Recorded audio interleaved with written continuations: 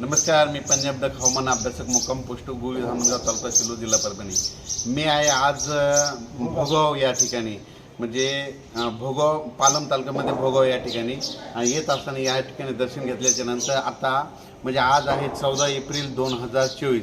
आजपासूनचा सर्व शेतकऱ्यांसाठी परत एक अंदाज देत आहे। सुरुवातीला पालम तालुक्यात आहे म्हणून आजच्या या ठिकाणी सांगू इच्छितो 14 तारखेला आज मध्यरात्रीपर्यंत पालम तालुक्यामध्ये एक पावसाची शक्यता आहे, म्हणून तुम्ही शेतकऱ्यांनी हळदी झाकण्याची तयारी ठेवायची। त्याच्यानंतर सर्व शेतकऱ्याला सांगू इच्छितो की राज्यामध्ये आता म्हणजे 14 तारखेपासून आजपासून ते 21 तारखेपर्यंत दररोज वेगवेगळ्या भागात पाऊस पडणार आहे, म्हणून हा अंदाज लक्षात घ्यायचा।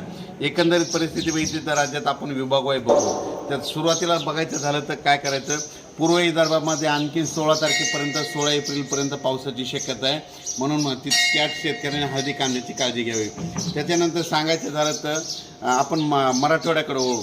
आज मराठवाड्याकडे म्हणजे आज 14 पासून तर 21 दरम्यान दररोज वेगवेगळ्या भागात 2 दिवस आल्याच्या नंतर परत 2 दिवसांना परत येणार पाऊस, म्हणून हे अंदाज लक्षात घ्यायचा। त्याच्यानंतर म्हणजे आता 18 एप्रिल 19 एप्रिल 20 आणि 21 दरम्यान आता सांगायचं झालं तर कोणत्या भागामध्ये सांगायचं झालं तर दक्षिण महाराष्ट्र, पश्चिम महाराष्ट्र, कोकणपट्टी ह्या भागामध्ये पाऊस पडणार आहे, म्हणून हे अंदाज लक्षात घ्यायचा।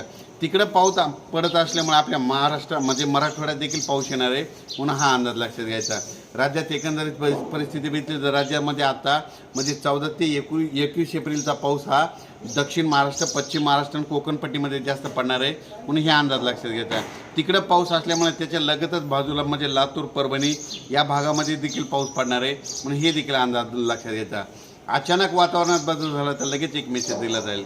धन्यवाद।